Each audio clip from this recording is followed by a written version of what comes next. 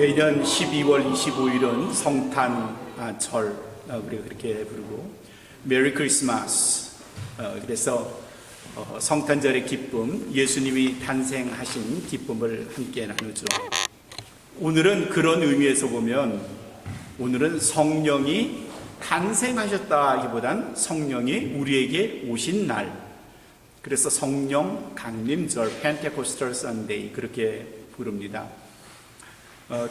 성탄절은 12월 25일로 이렇게 고정되어 있는데 그에 비해서 성령 강림절은 고정되어 있지 않아요.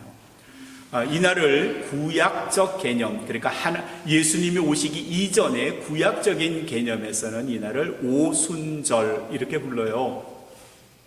한국말에 순하면 열이란 뜻이죠. 그래서 5월에 지금이 하순이에요. 그러면은 5월을 셋으로 10 나눠서 초순, 중순, 하순 그렇게 부르죠. 오순 하면 50일이란 뜻이에요. 구약적인 개념에서는 이스라엘 백성들이 이집트를 탈출해서 그 탈출한 날을 기념하게 되는데 그날을 6월절 패스오버 그렇게 부르고요. 그날부터 50일째 되는 날을 따로 맥추절이라고도 부르고 그날을 오순절이라고 불렀는데 신약으로 넘어오면서 그 오순절이 성령 강림절로 바뀌게 됩니다. 이름을 바꿔 불렀다는 뜻은 아니고요. 바로 공교롭게도 오순절 되는 해에 바로 그때에 성령께서 예수님이 이미 제자들에게 말씀하신 대로 그 성령께서 이 땅에 제자들에게 하나님을 믿고 예수님을 믿는 사람들에게 나타나신 그 날이 공교롭게도 오순절 바로 그날이었어요. 그래서 그날이 구약적 개념에서는 오순절이라고 부르고 신약적인 개념에서는 성령 강림절 이렇게 부르죠. 예수님이 이 땅에서 사역을 하신 건 우리가 그냥 흔히 말하는 대로 3년, 정확하게는 아마 한 3년 6개월 정도 되지 않을까 싶어요. 3년 6개월쯤 예수님이 팔레스틴, 지금의 팔레스틴이죠. 이스라엘 땅을 두루 다니시면서 복음을 전하셨어요. 그 당시에 기껏 갈 수 있는 곳이 지금처럼 자동차, 기차, 비행기를 이용할 수 없는 시대였기 때문에 도보 혹은 당나귀를 탔지만 예수님은 거의 걸어 다니셨습니다. 북쪽으로는 지금의 레바논의 남쪽에 해당되는 두로와 시돈, 그리고 아마 가이사라 빌립보, 혹 텔레비전에 가끔 골단 공원, 골단 하이츠 이런 말이 나오면 바로 거기가 예수님 시대에서는 가이사라 빌립보 지역이에요. 그 정도까지 북쪽으로는 가셨을 거고 동쪽으로는 요단강 건너편 조르단 리버 건너편에 데카볼리, 데카라는 말은 10이라는 뜻이고 볼리는 폴리스라는 뜻이에요. 도시라는 뜻이에요. 10개의 도시가 있는 요단강 동쪽 지역까지 가셨고요. 남쪽으로는 예루살렘과 예수님이 태어나셨던 베들레헴 정도까지를 예수님이 복음을 전하시기 위해 다니셨어요. 그러니 지도를 펴놓고 보면요, 이스라엘도 작은데 예수님이 다니셨던 곳은 굉장히 작은 곳만 다니셨어요. 게다가 예수님과 함께 다녔던 가장 핵심적인 멤버는 12명 밖에 되지 않았어요. 물론 더 많은 사람이 지역에 따라서 시기에 따라서 같이 다니기도 했지만 그리 많은 사람들이 예수님을 쫓아다니진 않았어요. 더 큰 심각한 건 예수님을 추종했던 예수님의 제자라고 말하는 12명조차도 변변히 교육받은 사람이 없었어요. 그 당시에는 교육을 받을 필요가 그리 없었고 또 그 계층이 교육을 받을 만큼의 경제적인 사회적인 지위를 누리지 못했기 때문에 경제적 또 사회적 이유 때문에 그들은 교육받을 기회 혹은 받으려 하지도 않았을 거예요. 그래서 대대로 선조로부터 내려오는 직업이 자신들의 천직으로 여기고 살았던 사람들이, 우리가 잘 아는 대로 대부분이 갈릴리의 어부 출신들이에요. 베드로로 말하면 성격이 급해요. 자제력이 없어요. 분노 조절 장애를 가지고 있는 듯해요. 성격이 급해서 아주 노같이 화도 잘 내고요. 게다가 그의 동생 안드레도요, 굉장히 이기적인 사람들이에요. 집단을 이해하고 집단에 대해서 리더십을 갖기보다는 자기의 이익을 먼저 생각하는 사람이었어요. 도마는요, 굉장히 회의적인 사람이었고요, 다른 사람에 대해서 신뢰를 잘 갖지 못하는 부정적인 성격의 소유자로 여겨져요. 게다가 셈을 잘하는 한 사람, 가룟 출신의 유다는 무엇이든지 돈으로 생각해서 그 일을, 그 사람을 평가하는 습관을 가진 사람이었어요. 나머지 다른 제자들도 제대로 배운 사람 없고요, 리더십을 갖추진 못했고요, 성격은 급했고요, 자제력은 없고요. 아마 예수님이 3년 반의 공생애를 마치시고 곧 십자가를 지셔야 하는 시간이 된 거죠. 요한복음 13장과 14장은 우리가 예수님의 다락방 강화 이렇게 말해요. 그 말은 예수님께서 마지막으로 제자들을 다락방에 모아놓고 하셨던 설교라는 의미예요. 그 다락방 강화에서 예수님은 저녁을 잡수셨어요. 6월절 음식이었죠. 그리고 제자들에게 포도주와 살을 나눠주셨어요. 성만찬 예식을 하신 거죠. 그리고 마지막으로 그들의 발을 닦아주셨어요. 그리고 하셨던 말씀들이 요한복음 13장과 14절에 등장해요. 그 중에 14장 16절에 예수님은 제자들에게 이런 말씀을 하셨어요. 내가 아버지께 구하겠으니 그가, 아버지예요, 하나님이, 그가 또 다른 보혜사를 너희에게 주사, 그러니까 제자들에게 주시겠다는 거예요. 또 다른 보혜사. 보혜사라는 말은 돕는 자, 조력자, helper라는 말이에요. 또 다른 보혜사를 너희에게 주사 영원토록, 이게 중요하죠. 한시적인 게 아니에요. 예수님은 3년 반 공생애 하셨고 33년을 사셨지만 성령은 영원토록 그가 너희와 함께 하시겠다, 이렇게 말씀하셨어요.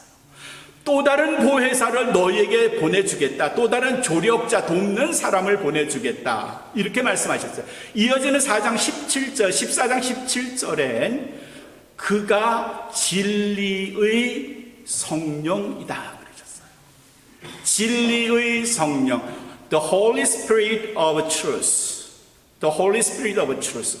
제가 지난주일 설교에서 신약 성경에서 진리라는 말이 나오면 그건 곧 다른 말로 뭐라 그랬죠? 예수님. 진리의 성령이다 하는 말은 예수님의 성령이다라는 뜻이에요. 예수님은 당신은 육신으로서는 이제 곧 무거운 십자가를 져야 하겠지만 내가 없는 그 다음부터는 나를 드시는 나의 영, 그걸 진리의 영, 이렇게 부르는 거예요. Holy Spirit이에요. 진리의 영이 오실 거다. 그러니 그가 내 자리를 대신해서 너희와 함께 할 거예요. 언제까지?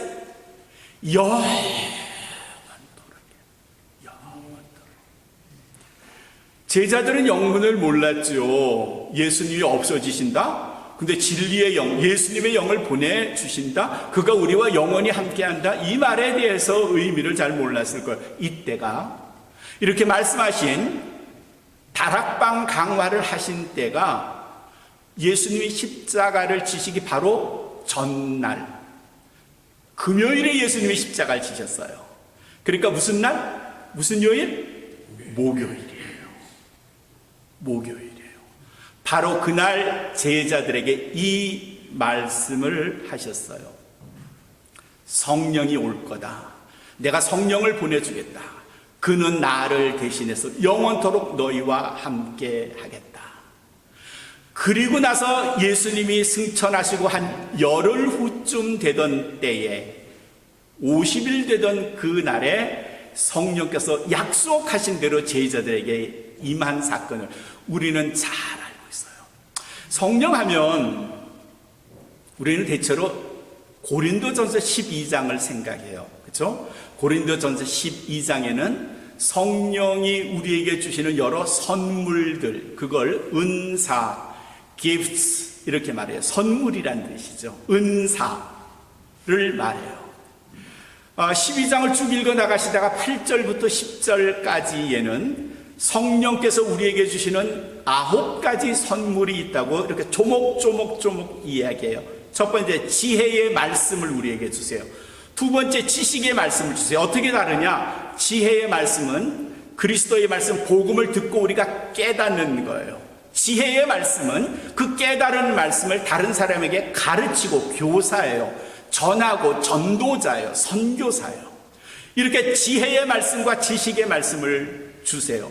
세 번째는 그리스도에 대한 아주 확실한 믿음, 절대적 믿음을 우리에게 주신대요.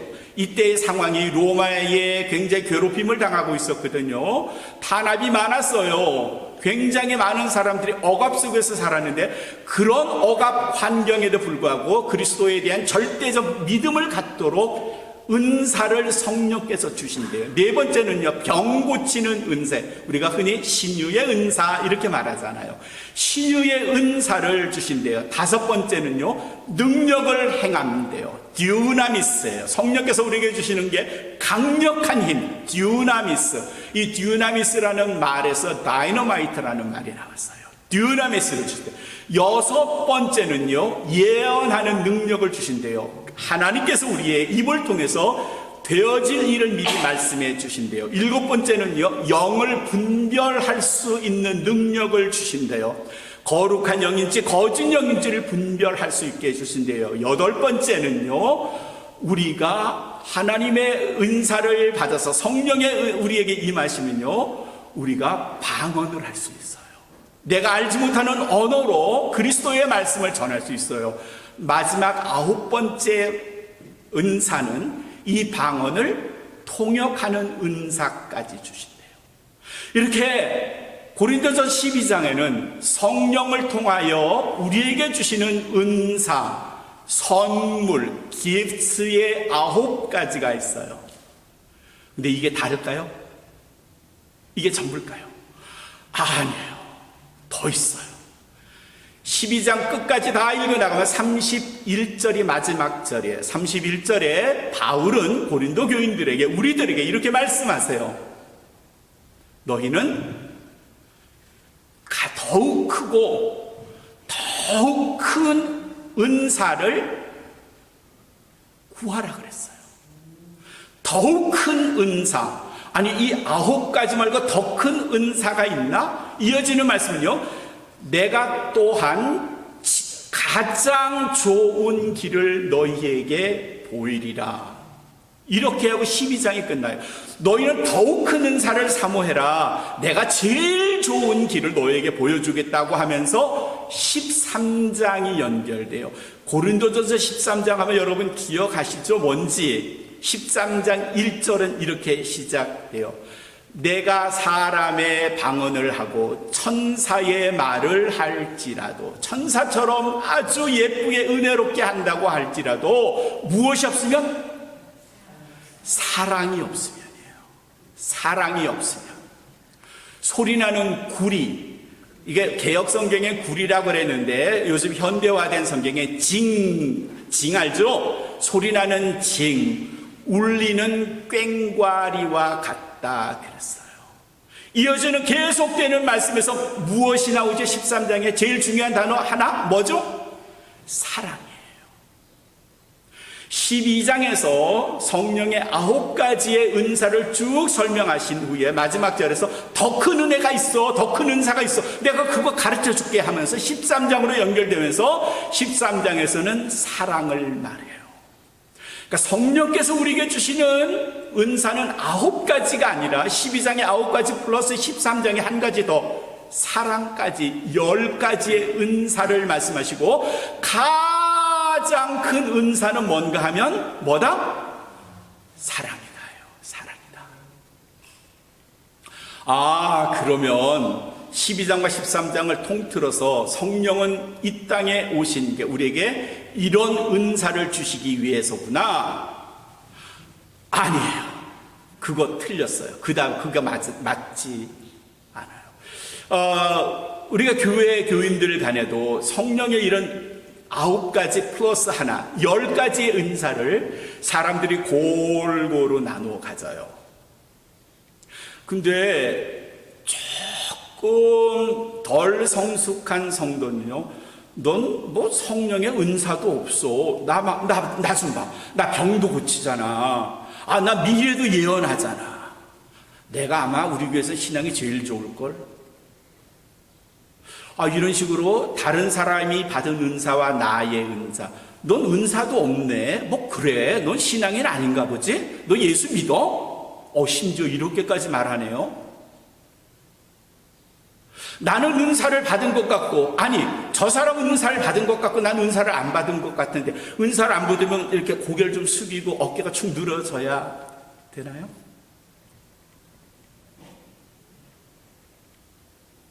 고린도전서 12장 11절, 그러니까 8절에서 10절까지는 9가지의 은사를 말씀하셨어요. 그리고 나서 11절에서 사도 바울은 이렇게 말해요. 이 모든 은사들은 같은 한 성령이 행하시기는 해요. 같은 성령이 주시는 거예요.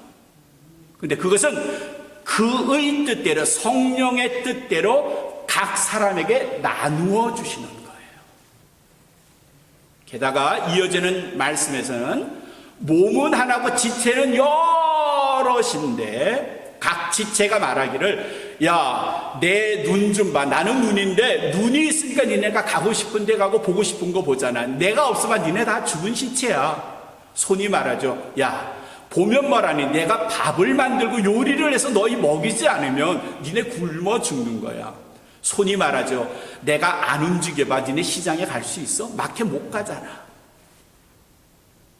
바울은 우리는 같은 지체에 서로, 같은 몸에 서로 다른 지체인데, 네가 잘났다, 네가 잘났다 이렇게 할 필요가 없다는 거예요. 모두가 다 협력해서 선을 이루는데, 절대로 너는 못됐고 너는 작고 나는 강하고 나는 크고 이렇게 싸우거나 다툼을 벌이지 말라는 거죠. 은사에 대해서 차이를 두지 말라는 거죠. 은사에는 열등과 우등이 없다는 거죠. 그러니까 나는 별로 은사가 없는 것 같아. 실망하지 마세요. 성령께서 그냥 안 주신 거예요. 각 사람의 마음에 맞게 그 사람의 능력에 따라서 주신 거예요. 저도 과거에는 이런 은사 저런 은사도 있었는데 지금은 또 없기도 해요. 각 사람에게 주시는 은사가 한시적일 수도 있고요, 좀 오래 갈 수도 있고요, 주시지 않을 수도 있고 2개, 3개 주실 수도 있는 거예요. 그러면 예수님이 말씀하신 요한복음 14장 16절에서 말씀하신 그 진리의 성은 우리에게 이렇게 은사, 선물을 주시기 위해서 성령을 보내셨구나. 아니에요. 그 답도 틀렸어요. 그 물음에 대한 답은 틀렸어요. 은사를 주시기 위해서 성령이 오신 게 아니에요. 그럼 성령이 왜 오셨지? 왜 예수님은 성령을 보내주신다고 하셨을까? 은사가 아니면 정답이 뭐죠? 오늘 말씀에 제가 2개의 성경 구절을 픽업했어요. 첫 번째 건요, 요한복음 15장 26절 말씀이에요. 예수님이 직접 하신 말씀이에요. 제자들에게 내가 아버지께 구하겠으니, 하나님께 구하겠대요. 하나님이 진리의 성령을 보내주시는데 그가 나를 대변하실 것이다. 그가 나를 변호하실 것이다. 그가 나를 증거하실 것이다. 성령을 예수님이 보내주시는 이유가 뭔가면 예수님 자신을 증거하시기 위해서래요. 또 2번째 성경이 있어요. 고린도전서 12장 3절 말씀이에요. 12장 3절 뒷부분에 성령으로 아니하고는 누구든지 예수를 주라 할 수 없다 그러셨어요. 제가 여러분에게 묻는 겁니다. 여러분 중에 혹시 아직도 예수님을 향해서 나의 주님 이렇게 못 하시는 분 계세요? 안 하시는 분 계세요? 하기 싫은 분 계세요? 손 들어보시죠. 난 목에 칼이 들어와도 그 말은 못해. 혹시 이런 분 계세요? 그러면 전부 다, 여러분 전부 다 예수를 주로 고백하십니까? 네. 아멘? 네. 그러면 여러분이 그 말, 그 고백을 하게 한 것은 성령께서 하신 거예요. 성령께서 하신 거예요. 성령이 여러분들의 마음을 감동시켜 주셔서 복음을 알게 하시고 예수님을 믿게 하시고 그리고 예수님이 여러분의 마음을 바꾸셔서 그분을 주로 내 영혼의 구세주로 믿게 하신 거예요. 그 역할을 하기 위해서 오신 분이 누군가면 성령이에요. 성령이 오셔서 그분이 추가로 선물을 가져오신 거예요. 가끔 한국에서 가족들, 친척들, 친구들 오시죠? 근데 친구들이 오시면, 한국에서 누가 오시면 그냥 오시나요? 뭐 가끔 그냥 오시는 분도 있어요. 근데 대체로 뭘 가져오세요? 한국에서 뭘 가져오세요? 선물을 가져오세요. 몇 달 전에 제가 아는 어떤 목사님이 한국에 갔다 오셨는데요. 깜짝 놀랐어요. 김치를 이만한 병에 한 병 담아가지고 오셨어요. 근데 누구라고 이야기는 하지 않는데 이 방 안에 있어요. 선물을 가져오신단 말이죠. 누가 오신 것도 기쁜데 그가 선물까지 가져오신 거예요. 근데 그분이 미국에 오신 건 선물을 주기 위해서 오셨나요? 그게 주목적이에요? 아니에요. 자칫 성령에 대해서 오해를 하면 마치 은사가 성령이 오신 주 목적이라고 착각하는데 그거 아니고요. 성령이 오신 건 제자들을 돕고 그리스도인들을 도와서 많은 사람들이 복음을 듣고 예수를 주로 고백하시기 위해서 오신 거예요. 아멘.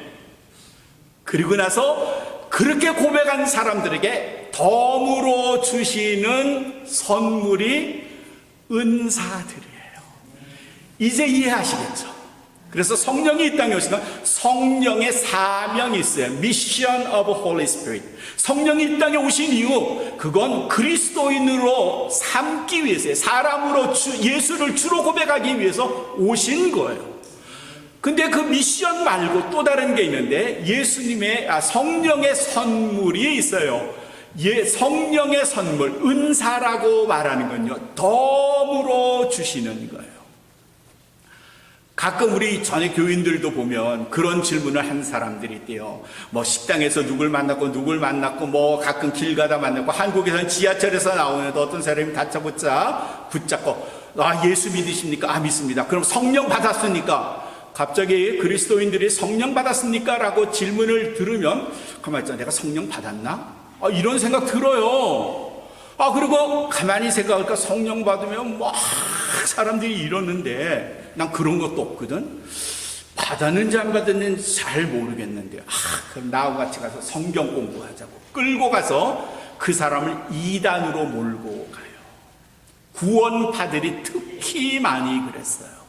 오순절 계통의 사람도 그렇고 은사파들도 사람을 이렇게 은사만으로 성령 받았느냐, 나 예수 믿는다, 아니 그거 말고 성령 받았느냐, 이것만 따져 묻는 사람들이 있어요. 피하세요. 예수를 주로 믿는 게 첫 번째고요. 그 다음에 덤이 은사예요. 성령에 대한 오해가 참 많은데 그게 첫 번째 오해예요. 성령 받았느냐라고 누가 물으시면 여러분 이제 뭐라고 대답하시겠어요? 난 성령의 사람이다. 성령이 나를 예수를 주로 고백하시게 했다. 난 성령의 사람이다. 성령이 내 안에 계신다. 그래요, 난 성령을 받은 사람이에요. 그게 첫 번째. 두 번째 오해가 있어요. 뭔가 하면요, 성령 받으면 막 펄쩍펄쩍 뛰어야 되고요, 막 고성 질러야 되고요. 네, 뭐 그런 성령도 있어요. 불꽃 같은 성령도 있지만요, 비둘기 같은 성령도 있어요. 아이들이 부모님에게, 가족에게, 친척에게 선물 받으면요, 총칼을 받기도 하고요, 공을 받기도 하지만 책을 받기도 하고요, 좋은 음악을 받기도 하고요, 그림을 그리는 그런 도구를 받기도 해요. 선물이 다양하게 있는 것처럼 하나님의 역사, 성령의 역사도 고린도전서 12장에 있는 것처럼 아주 다양해요. 그러니 나는 펄펄 뛰는데 넌 왜 가만히 있어? 난 성령 받았고 넌 성령 안 받았냐? 그렇게 말하면, 혹시 그렇게 들으면 그걸로 마음 상하지 마세요.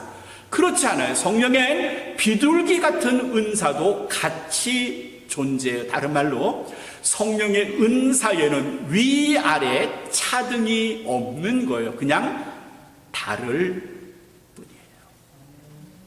요새 대부분 운전하시는 분들은 내비게이션을 사용합니다. 저도 낯선 곳을 많이 다니거든요.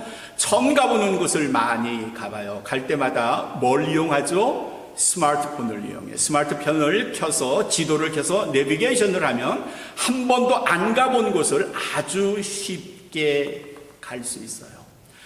이 땅에 인류가 문화라는 이름으로 살면서 굉장히 다양한 종교들이 있었어요. 수도 없는 종교들이 있었고요.